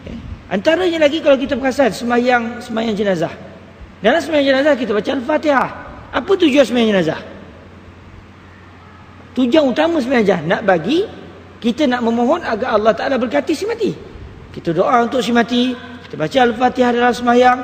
Sedangkan sembahyang jenazah itu selain daripada fardu kifayah, tujuan utamanya tujuannya adalah untuk kita nak mohon agar Allah Ta'ala berkati dan rahmati si mati. Jadi dalam solat jenazah itu ada baca Al-Fatihah. Maka sebenarnya ini juga sebagai satu dalil tidak langsung yang menunjukkan bahawa kita pun telah menghadiahkan baca Al-Quran kepada si mati. Jadi insya-Allah sampai biiznillah. Dan apa yang dibuat tu tak ada masalah. Cuma kalau ada orang tak setuju tak apalah. Kalau ada orang tak setuju tak apalah. Kerana memang ada ulama yang berpendapat tak sampai.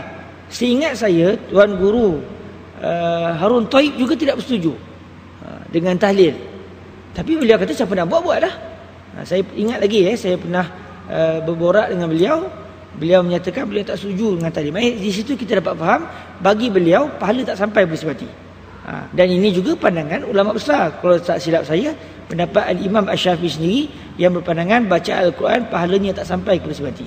Pun begitu, ulama-ulama yang lain berpandangan sampai, insya-Allah subhanahu wa ta'ala. Baik. Bagaimana pula dengan hadis Nabi yang berbunyi idza mata ibnu adam in qata'a amaluhu illa min salas. Shadaqatun jariyah wa ilmun yuntafa'u bih wa amalun wa rajulun wa waladun salihun yad'ulah, yang bermaksud apabila mati anak Adam terputuslah amalannya melainkan 3 perkara. Pertama sedekah jariah, yang kedua ilmu yang bermanfaat, yang ketiga anak soleh yang mendoakan untuk dia. Kan menunjukkan bahawa si mati dah tak dapat apa-apa dah, 3 ni je dia akan dapat. Jadi saya teringat lagi apabila guru saya Fadilatul Syekh Yusri bin Rushdi menyatakan cuba baca molek hadis tu, iza mata ibnu adam in qata'a amaluhu, apabila mati anak Adam terputuslah amalannya. Amalan siapa? Amalan si mati. Melainkan 3 ni, iaitu 3 benda ni perbuatan si mati. Dia bagi ilmu, itu perbuatan dia. Dia bagi sedekah jariah, itu perbuatannya. Dia ada anak yang soleh sebab dia didik, main perbuatan dia. Maksudnya apabila dia meninggal, perbuatan yang kebaikan yang berterusan hasil dari perbuatan dia akan terus berkekalan. Cuma sekarang ni hadis ni menyatakan terputus amalan si mati. Sekarang yang kita nak bagi bukan amalan si mati. Kita nak bagi amalan kita yang masih hidup, nak dihadiahkan kepada si mati. Jadi sebenarnya tidak berlaku pertentangan di antara hadis yang kita baru pelajari ini dengan hadis yang biasa kita dengar idza mata ibnu adam in qata'a amaluhu illa min salas. Saya kali pertama dengar daripada beliau, saya pun tersentak, subhanallah. Saya sendiri tak terfikir benda tu. Bila saya rujuk lagi kitab, rupanya memang ulama kita dah lama dah sebut perbahasan ini. Walhamdulillah Rabbil Alamin. Dan tuan-tuan yang dirahmati Allah, dah kebetulan kita cerita pasal orang meninggal dunia. Antara yang disebut oleh para ulama, ada sepotong hadis dhaif. Ada sepotong hadis dhaif, saya sebut sekali lagi, yang menyatakan, cuma saya tak hafal matanya, cuma kata guru saya Fadilatul Syekh Yusri bin Rushdi, ada disebutkan oleh Imam Al-Qurtubi di dalam kitabnya yang menceritakan tentang kehidupan orang selepas meninggal dunia ni, kehidupan ahli kubur. Jadi menurut guru saya, dan kata beliau hadis ni hadis dhaif, dan saya pun pernah terjumpa hadis ni dalam satu kitab, cuma saya terlupa kitab apa yang menceritakan tentang hadis ni. Pasal sebut secara amanah tuan-tuan, memang saya terlupa sungguh. Cuma hadis itu menyatakan, hadis ni statusnya dhaif, menyatakan apabila kita ziarah kubur, dalam bacaan saya tersebut, apabila kita ziarah kubur, kemudian kita membaca surah Al-Ikhlas sebanyak 11 kali, Allah Subhanahu Wa Taala akan memberikan kepada kita pahala sebanyak mana ahli kubur yang kita ziarah tersebut. Kalau kita pergi kuburan Islam kan, lepas tu kita baca surah Al-Ikhlas sebanyak 11 kali, dan kemudian kita niat, dalam hadis tersebut kita niat hadiah kepada arwah yang ada depan kita ni, maka Allah akan memberikan pahala kepada kita sebanyak jumlah orang meninggal yang ada dalam kubur tersebut. Cuma yang saya dengar pula daripada Fadilatul Syekh Yusri bin Rushdi, kata beliau, kalau kita amalkan surah Al-Ikhlas sebanyak 11 kali tadi, kita baca bila kita ziarah kubur fulan bin fulan, pahala si fulan itu sebanyak mana pahala si fulan Allah akan bagi kepada kita. Jadi ada sedikit perbezaan lah. Yang saya baca disebut sejumlah orang yang mati itu, berapa jumlah orang mati, pahala jumlah itu akan diberikan kepada kita. Cuma yang disebut oleh guru saya pula adalah jumlah pahala si mati yang kita ziarah itu Allah akan rezekikan kepada kita. Cuma hadis ini statusnya dhaif pun begitu, di dalam menggalakkan kita melakukan amal kebaikan, tiada masalah untuk kita beramal dengan hadis seperti ini. Jadi menjadi satu tradisi lah para ulama di Al-Azhar. Contoh bila kami ziarah makam-makam orang-orang saleh di Mesir, kami akan baca Al-Fatihah sekali, kemudian kami ramai-ramai akan baca surah Al-Ikhlas sebanyak 12 kali. Hadis kata 11. Kenapa ulama Al-Azhar buat 12 kali? Kerana para ulama Al-Azhar, khususnya Syekh Ahmad bin Muhammad As-Siddiq Al-Ghumari, apa namanya, abang kepada Syekh Abdullah bin Muhammad As-Siddiq Al-Ghumari, Syekh Ahmad bin Muhammad As-Siddiq Al-Ghumari mencadangkan dibaca 12 kali. Walaupun Nabi ajar 11 kali. Dahsyat para ulama kita melawan dengan hadis ke tidak? Tidak. Para ulama tak ada jiwa melawan hadis Nabi SAW. Tapi bila kita rujuk, kata guru saya Fadilatul Syekh Yusri, ini kerana bila kita baca surah Al-Ikhlas sebanyak 3 kali, Allah rezekikan kita pahala seumpama khatam Quran sekali. Jadi dah kita baca 11 kali, tambah satu lagi supaya kita pun dapat pahala khatam Quran 4 kali. 3, 6, 9, 12. Jadi ini di antara amalan mungkin jarang kita amal, tetapi menjadi tradisi para ulama di Al-Azhar Syarif. Bila ziarah kubur para aulia di sana, kami akan baca Fatihah sekali, kemudian akan membaca 12 kali surah Al-Ikhlas dengan niat dihadiahkan kepada si mati. Moga-moga Allah bagi pahala kepada kita. Tak kiralah pahala macam mana pun, pulanglah kepada Allah Subhanahu wa taala. Baik. Kita masuk pada hadis yang seterusnya. Jadi selama ni kita pergi ziarah kubur bagi salamnya tak? Lepas tu baca Fatihah sekali tak? Okey, tuan-tuan amalkan. Iaitu dibaca, pilihlah yang Nabi ajar 11 kali. Cuma cadang ulama alang-alang kita pun dapat buat 12 supaya kita dapat khatam 4 kali Al-Quran. Sebab siapa baca surah Al-Ikhlas 3 kali, Allah bagi pahala dia khatam Quran sekali. Nak cerita rahmat Allah ni luas tuan-tuan. Baca surah Al-Ikhlas 3 kali dapat pahala khatam Quran. Ya Allah. Orang yang sembahyang subuh, kemudian secara berjemaah, lepas tu tunggu di masjid sampai masuk waktu duha, sembahyang 2 rakaat, Allah bagi pahala, dapat pahala tunai haji secara sempurna, dapat pahala tunai ke umrah secara sempurna. Pada kejap itu, modal pun tak ada. Tiba-tiba pahala dahsyat sebab Allah Taala ni Ar-Rauf, Allah ni Ar-Rahman, Allah ni Ar-Rahim. Main begitu dahsyat sekali, dahsyat lagi. Dahsyatnya pahala yang Tuhan nak bagi kepada kita. Cuma kadang-kadang kita yang buat lebih kurang dengan Allah Subhanahu Wa Taala. Baik, kita masuk pada hadis yang ke 128 pula. Wa anhu bihi qala an Anas radhiyallahu anhu qala qadima Rasulullah sallallahu alaihi wa alihi wasallam al-Madinata laysa lahu khadimun fa akhadha Abu Talhah bi yadihi fantalaqa bi ila Rasulillah sallallahu alaihi wa alihi wasallam faqala ya Rasulullah inna Anasan ghulamun kayyis falyakhdumka qala faqadamtuhu fi safari wal hadar ma qala li syai'in sana'tu lima sana'ta hadha hakaza wala li syai'in lam asna'hu lima lam tasna' hadha hakaza.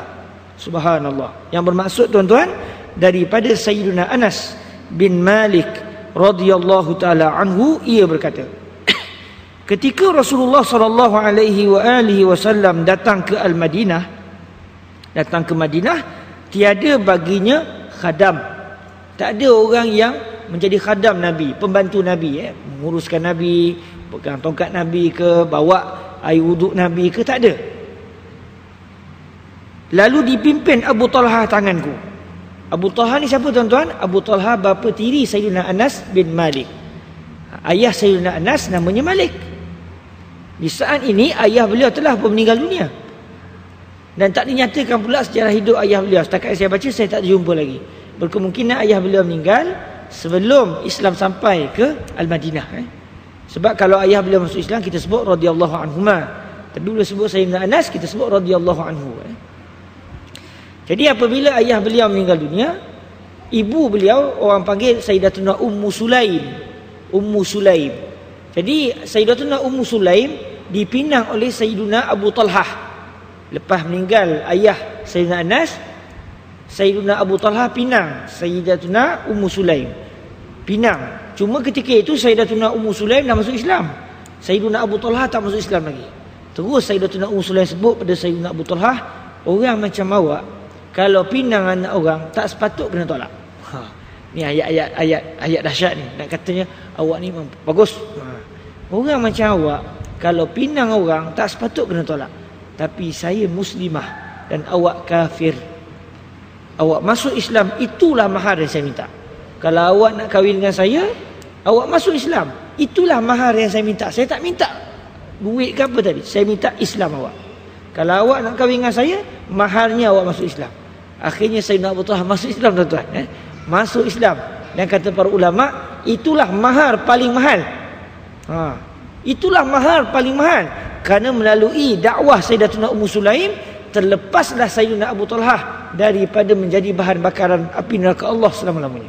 Sebab berubah daripada hidup sebagai seorang yang tidak beriman kepada Allah menjadi seorang yang beriman kepada Allah, dan menjadi bukan sekadar masuk Islam sebab nak kahwin, masuk Islam dah betul-betul berjuang dengan di jalan Allah. Di antara orang yang hebat mempertahankan Nabi dalam peperangan adalah Sayyidina Abu Talhah. Jadi bila Nabi sampai ke Al-Madinah Al-Munawwarah, Sayyidina Abu Talhah tengok Nabi tak ada siapa pun yang jadi khadam Nabi secara khusus. Akhirnya lalu dipimpin Abu Talhah tanganku. Sayyidina Abu Talhah membawa ambil tangan Sayyiduna Anas yang ketika itu baru berusia 10 tahun. Ada riwayat kata 8 tahun. Maka pergilah ia dengan aku kepada Rasulullah sallallahu alaihi wasallam. Kemudian ia berkata, wahai Rasulullah, bahawasanya Anas seorang lelaki budak bagus. Tuan, kita tukar sikit kalimah bagus kepada cerdik. Sebab kalimah kayyis bermaksud cerdik. Sebab dalam kitab disebut al-kayyis lawannya al-ahmaq. Al-ahmaq ni bodoh, betul. Al-kayyis ni cerdik. Wallahu a'lam, kalau sana ada makna yang lain, maafkan saya sebab sekadar yang saya tahu begitulah. Orang Arab Mesir diguna kuais. Anta kuais. Kuais ni ternyata bagus. Bagus mungkin diambil daripada terjemahan yang dipilih oleh penterjemah. Wallahu a'lam. Kalimah kuais orang Arab Mesir lah, bahasa pasar dia, diambil daripada kalimah kayyis, iaitu cerdik, bagus dan sebagainya. Wallahu a'lam. Cuma dalam teks dalam kamus disebut al-kayyis bermaksud diddul ahmaq, iaitu lawan kepada bodoh. Bahawasanya Anas seorang budak cerdik yang berakal. Budak cerdik lah. Mana budak cerdik yang berakal, budak cerdik lah. Maka biarlah ia menjadi khadam engkau. Anas berkata, lalu dijadikan aku khadamnya. Dalam masa perjalanan dan dalam masa tidak ke mana-mana.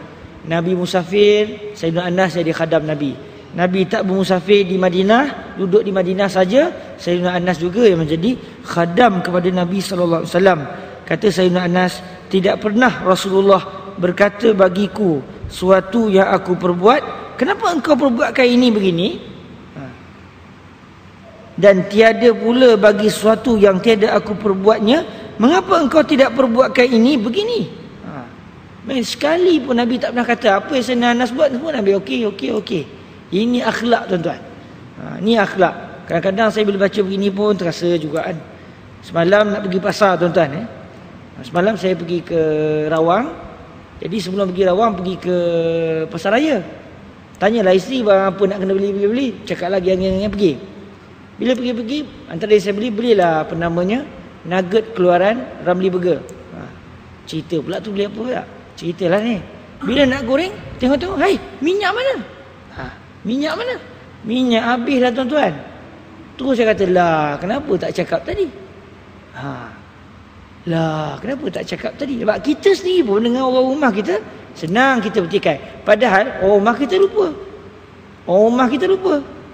Dan bila dia lupa, dia tak sengaja. Bila dia tak sengaja, benda tu dah takdir Allah Ta'ala. Yang kita pertikaikan benda yang dia terlupa. Kenapa? Contoh, saya ambil contoh diri saya sendiri, baru berlaku semalam. Lepas tu saya fikir balik, astagfirullahaladzim. Kali saya kata kita nak goreng pakai apa ni? Minyak tak ada. Isteri katakan, tu minyak zaitun banyak, goreng pakai minyak zaitun lah. Goreng pakai minyak zaitun tuan-tuan, nugget. Tak batuk pula tu sebab minyak zaitun. Subhanallah. Saya beli pula 2 botol. Memang kadang-kadang kalau minyak tak ada, menggoreng pakai minyak zaitun. Dahsyat bila tuan-tuan lagi lah. Okey.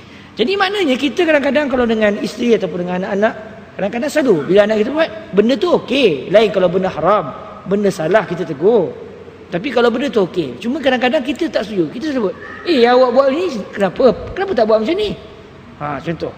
Ataupun dia tak buat satu benda lah. Yang kenapa tak beritahu? Contoh, kenapa tak beritahu minyak tak ada? Kenapa tak beritahu? Yang awak senyap, kenapa nampak? Kita senang nak mulakan kadang-kadang pergeseran tu. Sedangkan Rasulullah sallallahu alaihi wasallam dengan Sayyidina Anas yang bukan anak Nabi, bukan ahli keluarga Nabi, masih kanak-kanak, baru 10 tahun. Tetapi subhanallah, kata Sayyidina Anas, sepanjang saya jadi khadam Nabi, pembantu Nabi, tidak pernah pun sekali bila saya buat satu benda Nabi kata, lah yang buat ni sebab apa? Kenapa tak buat macam ni? Dan bila saya tak buat satu benda, tak pernah pun Nabi kata, kenapa kamu buat macam ni? Kenapa kamu tak buat macam ni? Sepatutnya kamu kena buat. Tak ada pun Nabi sebut seperti itu kepada Sayyidina Anas bin Malik radhiyallahu taala anhu. Dalam riwayat lain, Sayyidina Anas kata 10 tahun aku jadi khadam Nabi, sekali pun Nabi tak pernah pukul aku. Sekali pun Nabi tak pernah masam muka dengan aku. Dan sekali pun Nabi tak pernah maki aku. Subhanallah. Pukul tak pernah, masam muka pun tak pernah, maki pun tak pernah. Sebab tu para sahabat bila Nabi wafat macam tak boleh terima kewafatan Nabi, sebab mereka tak boleh bayang mereka hidup selepas ketiadaan Nabi sallallahu alaihi wasallam. Bahkan dalam kitab Al-Khasa'is Al-Kubra, bagal Rasulullah terjun masuk dalam telaga, bunuh diri sebab tak boleh nak hidup lagi lepas Nabi dah tak ada. Jangan tuan-tuan tanya pula kenapa bagal tu tak ikut syariat. Bunuh diri kan tak boleh dosa. Saya tanya balik, bagal tu orang ke kan? Dia bukan orang, ikut dia tadi sebenarnya syariat.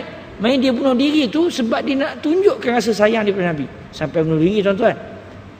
Para sahabat tak adalah bunuh diri sebab masih terikat dengan syariat. Tapi nak ceritakan para sahabat Sayyidina Umar contoh sampai tak boleh terima, angkat pedang tuan-tuan. Jangan main-main kata Nabi wafat, aku penggal kepala nanti. Sebab apa datang perasaan begitu? Kecintaan yang terlalu meninggi dalam jiwa para sahabat terhadap baginda Nabi sallallahu alaihi wasallam, sebab mereka melihat akhlak Nabi dan mereka tak pernah jumpa orang sebaik baginda Nabi Muhammad sallallahu alaihi wasallam. Jadi bila kita baca begini, jangan sedap puji Nabi je, kita tu macam mana? Ikutlah sekali. Lepas ni minta maaf kat isteri balik. Lagi pun saya nak minta maaf. Minta maaf semalam marah pasal apa? Bukan marah, tersilap sedikit. Sebab bila terlupa bukan mukallaf. Jadi maafkan saya. Lepas ni saya pun akan cek balik minyak tak ada ke saya beli. Contoh, kita minta maaf balik. Tak salah tak kita minta maaf pada isteri kita, insya-Allah Subhanahu Wa Taala. Baik, hadis yang ke-108 ni selain daripada menceritakan betapa baiknya akhlak Nabi dengan pembantu rumah baginda, di samping ini juga menunjukkan akhlak Sayyidina Anas yang baik, yang taat kepada Allah dan Rasul.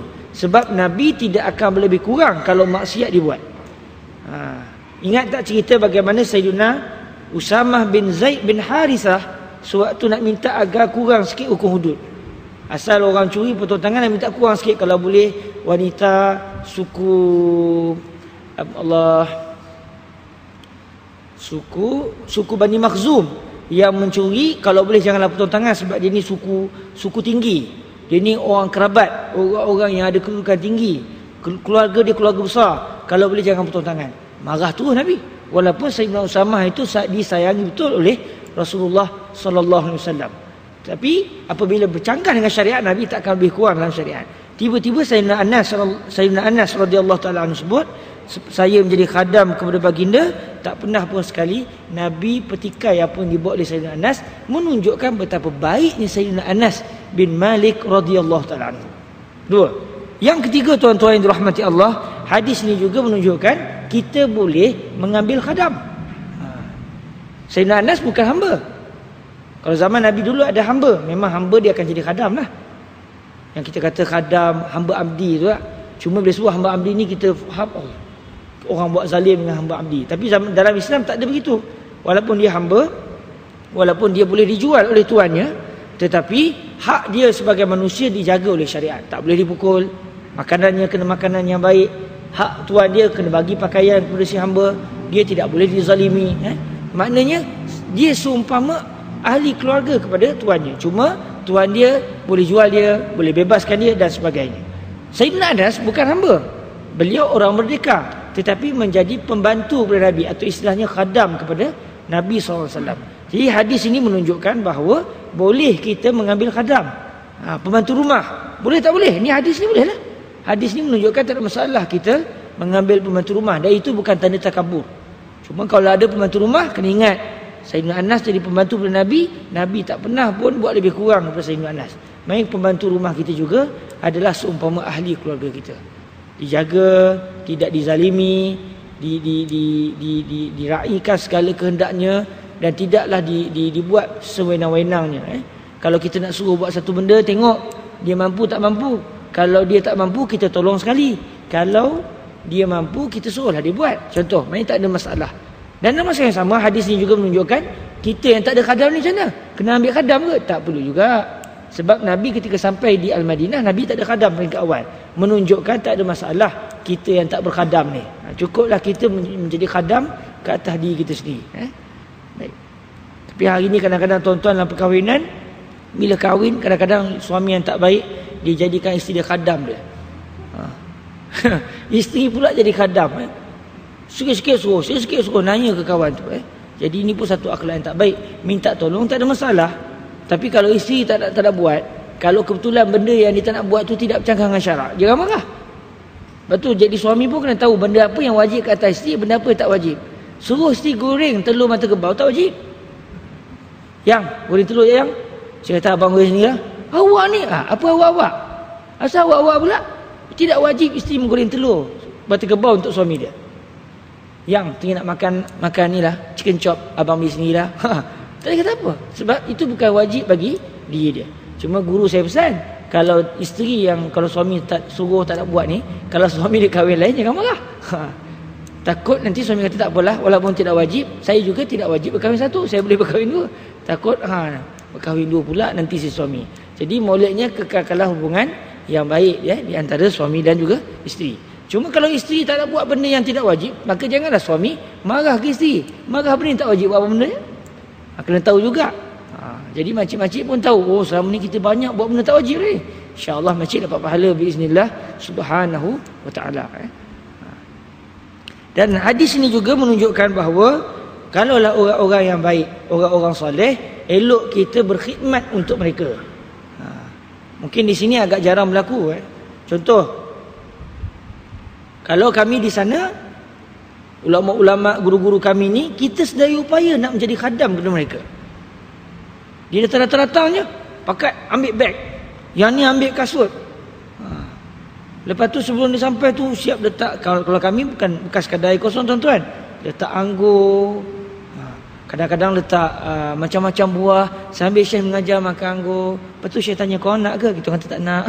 Sebab kalau nak ramai sangat kan. Sambil-sambil makan. Lepas tu sebelum datang tu, yang ni bawa air macam-macam, letakkan air macam-macam. Saya bukan lepas ni tuan-tuan kena beli anggur untuk saya buat contoh ni. Yang berlaku di Mesir, kami buat begitu. Dan kita rasa puas.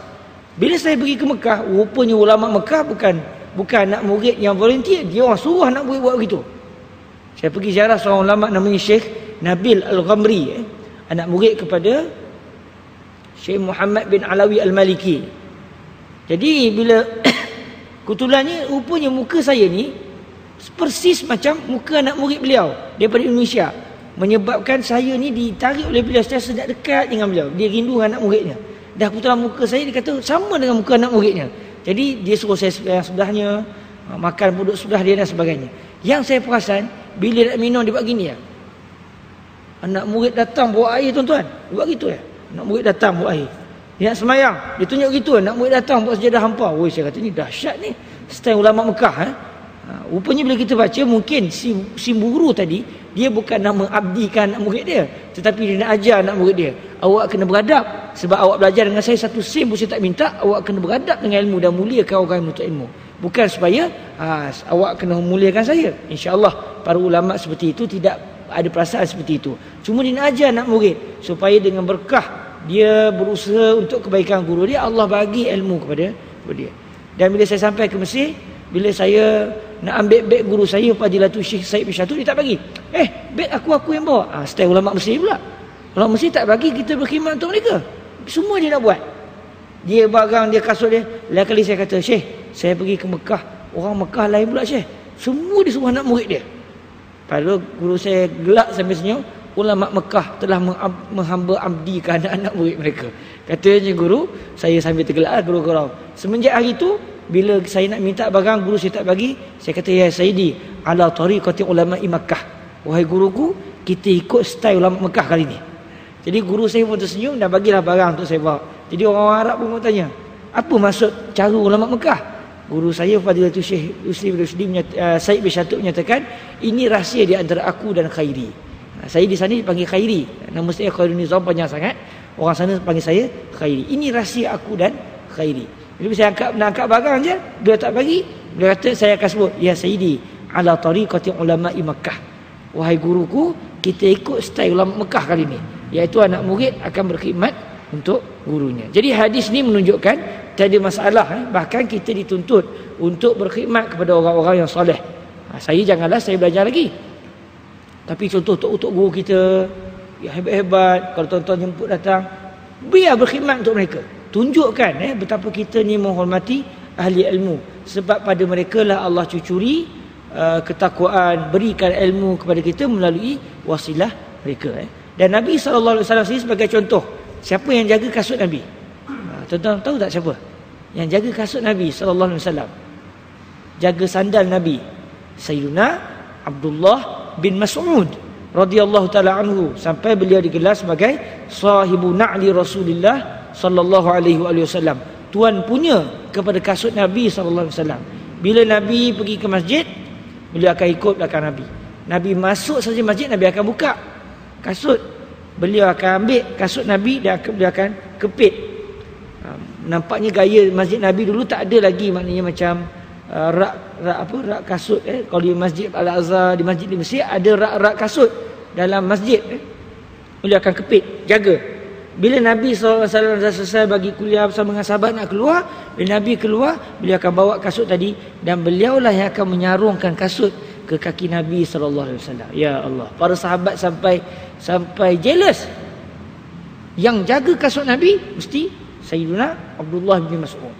Dan kalau dalam pelbagai hadis kita akan jumpa, kalau Nabi bermusafir, ada para sahabat cari je peluang. Bila Nabi nak qada hajat, masing-masing bawa air untuk Nabi qada hajat. Jadi menunjukkan hadis seperti ini tiada masalah. Kita selaku orang yang belajar buat kebaikan kepada orang-orang soleh, sama ada orang alim ataupun dia taklah alim sangat tapi dia orang yang rajin beribadah, orang bertakwa. Jadi elok kita berkhidmat kepada mereka. Baik, tuan-tuan yang dirahmati Allah Subhanahu Wa Taala,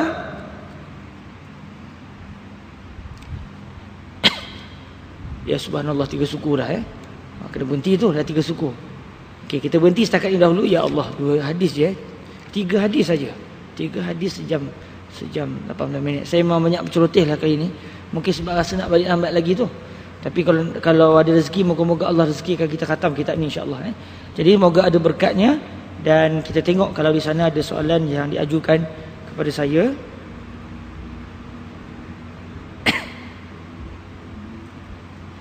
Baik, ada soalan yang pertama, tuan-tuan yang dirahmati Allah, sebelum bateri saya habis. Dalam apa pandangan mazhab dengan mengambil dari sahabat Nabi yang musafir? Apa pandangan mazhab dengan mengambil dari sahabat Nabi yang musafir dan tinggal di negara sana dalam beberapa bulan dan melakukan solat jamak dan qasar selama ia tinggal di sana? Apa pandangan ustaz? Okey, dalam masalah jamak dan qasar berlaku khilaf yang besar di kalangan para ulama. Memang ada para ulama yang bermazhab dengan pelbagai pandangan. Cuma saya tidaklah mendalami pandangan-pandangan tersebut secara dalam, melainkan hanya dalam mazhab Imam Asy-Syafi'i radhiyallahu taala anhu. Macam soalannya ada kaitan dengan minggu lepas. Mungkin soalan yang tak ditanya minggu lepas, yang saya tak sempat nak jawab. Jadi dalam masalah jamak dan qasar, saya tidak mendalami mazhab lain. Cuma antara yang saya tahu, mazhab Imam Abu Hanifah An-Nu'man Dia bukan 3 hari, sebab dia seminggu. 2 minggu. 2 minggu dalam mazhab Imam Abu Hanifah An-Nu'man. 14 hari maksud dia, 14 hari. Cuma mazhab kita 3 hari, tak termasuk hari sampai dengan hari pulang. Macam mana dia punya perincian dalam mazhab lain, saya tidak mendalaminya.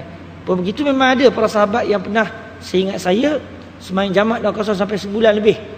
Wallahu ta'ala alam, sama ada itu mazhab mereka ataupun ada sebab-sebab yang lain, saya tidak mendalaminya.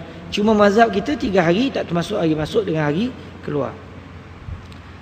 Jika kita jika kita mensedekahkan pahala suatu amalan dan makanan kepada arwah, adakah bahagian pahala kepada mereka yang menyedekahkan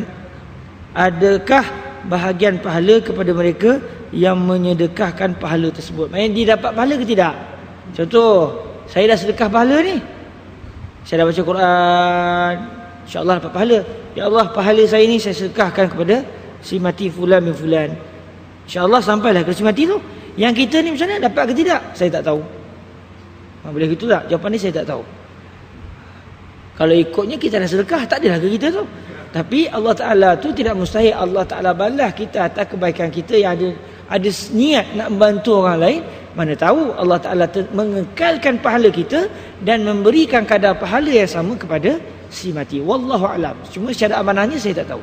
Tetapi tidak mustahil bagi Allah Subhanahu Wa Ta'ala untuk menjadikan pahala kita kekal dan diberikan pula ganjaran pahala kepada si mati berdasarkan apa yang kita niatkan. Tidak mustahil bagi Allah. Cuma apa realitinya? Yang tu saya tak tahu tuan-tuan. Yang tu saya tak tahu. Dan saya terpaksa sebut saya tak tahu, memang saya tak tahu sungguh. Dan saya pernah fikir soalan ni. Cuma terlupa nak tanya kepada para ulama. Rupanya saya ditanya dan saya terpaksa sebut saya tidak tahu. Bukan nak rujuk-rujuk dah, memang tak tahu sungguh. Kok ada masa saya rujuklah. Dan kalau ada kesempatan, insya-Allah kita akan lihat. Kalau Allah rezekikan, kita jumpalah biiznillah perbahasan ini secara ilmiahnya. Wallahu taala a'la wa a'lam. Sekadar itu saja soalan yang ditimbulkan. Semoga ada keberkatan dalam pertemuan pada hari ini. InsyaAllah minggu depan kelas kita cuti. Minggu depan kita cuti. Minggu seterusnya ada lagi. Maknanya Ahad depan tak ada. Ahad satu lagi insyaAllah ada balik biiznillah subhanahu wa ta'ala. Saya mohon cuti atas sebab-sebab tertentu biiznillah subhanahu wa ta'ala. Jadi tuan-tuan, semoga ada berkatnya. InsyaAllah moga Allah rezekikan kita untuk mengkhatamkan kitab ini dengan baik dan kita diberikan kesempatan untuk mendalami kitab ini dengan baik, dan semoga Allah menjadikan apa yang kita lakukan ini pahala yang berkekalan untuk kita insya-Allah, dan moga-moga ilmu yang kita pelajari bermanfaat untuk kita dan kita dianugerahkan kasih sayang baginda Nabi sallallahu alaihi wasallam. Saya bila baca hadis, benda yang paling saya teringat adalah syair yang pernah saya terjumpa dalam satu manuskrip tulisan tangan, yang mana dia begitu berbekal dalam jiwa saya, yang mungkin tuan-tuan biasa dengar saya sebut. Ahlul hadisi humu ahlun nabiyyi wa in lam yashabu nafsahu anfasahu sahibu. Orang yang mendalami hadis, mereka itu adalah ahli keluarga Nabi. Sebab kalau kita lihat dalam hadis, Rasulullah pernah menyatakan ahlul Quran ahlullah wa khassatuh. Orang yang mendalami Al-Quran, mereka itu adalah ahli keluarga Allah. Allah tak perlu ahli keluarga, tetapi nak bagi tahunya mereka ni orang yang sangat intim dengan Allah, macam intimnya seseorang dengan ahli keluarga dia. Orang yang mendalami Al-Quran, mereka itu adalah ahli Allah, ahli keluarga Allah, dan orang-orang khusus bagi Allah Subhanahu Wa Taala. Jadi penyair ini memahami kalau Al-Quran, orang yang menguasai Al-Quran, mendalami Al-Quan, setiasa dengan Al-Quran, mereka akan menjadi ahli keluarga Allah. Dengan maksud yang telah saya nyatakan sebentar tadi, maka orang yang mendalami hadis pula semestinya mereka akan menjadi ahli keluarga Nabi. Maksudnya orang yang sangat intim dengan Nabi sallallahu alaihi wasallam. Ahlul hadisi humu ahlun nabiyyi wa in. Orang yang mendalami hadis, mereka itu ahli keluarga Nabi. Sekalipun mereka tidak dapat bersahabat dengan jasad Nabi, mereka bersahabat dengan nafas-nafas Nabi sallallahu alaihi wasallam. Alhamdulillah, Allah rezekikan kita telah mengkaji dan telah bersahabat dengan 128 nafas Nabi sallallahu alaihi wasallam yang dipetik daripada kitab ini. Alhamdulillah, itu satu nikmatnya besar apabila Allah anugerahkan kita untuk dapat dengar, mendalami hadis baginda Rasulullah sallallahu alaihi wasallam. Moga itu tanda Allah sayang kepada kita, dan moga itu tanda Nabi juga kasih kepada kita biiznillah subhanahu wa taala. Kita tangguhkan pertemuan kita pada petang yang bahagia ini dengan sama-sama, kita berselawat ke atas baginda Rasulullah sallallahu alaihi wasallam di bulan yang mulia ini, bulan kelahiran baginda Rasulullah sallallahu alaihi wasallam, dengan janji Allah yang sangat hebat kepada orang yang berselawat kepada Nabi, iaitu kalau kita berselawat kepada Nabi sekali, Allah yang berselawat pula kepada kita sebanyak 10 kali. Sekali kita selawat kepada Nabi, 10 kali Allah balas kepada kita. Sampai kata Syekh Ibn Athaillah Sakandari, tak ada ibadah sedahsyat ibadat berselawat pada Nabi sallallahu alaihi wasallam. Jadi moga-moga selawat kita menguatkan lagi perasaan kita untuk taat kepada Allah, menjunjung perintah Allah, dan moga-moga ia menyebabkan jiwa kita lunak dan begitu asyik dengan baginda Nabi sallallahu alaihi wasallam.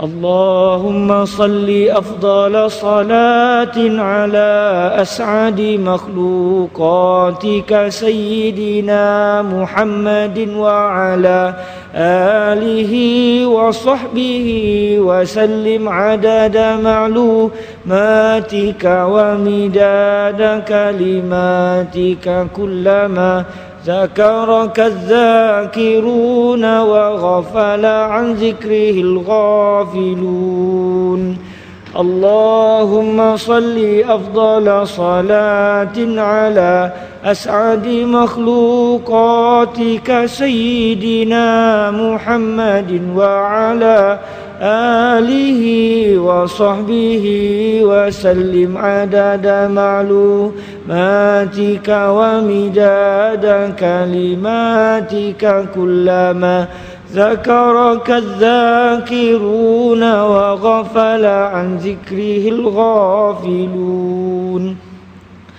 اللهم صل أفضل صلاة على أسعد مخلوقاتك سيدنا محمد وعلى آله وصحبه وسلم عدد معلوماتك ومداد كلماتك كلما ذكرك الذاكرون وغفل عن ذكره الغافلون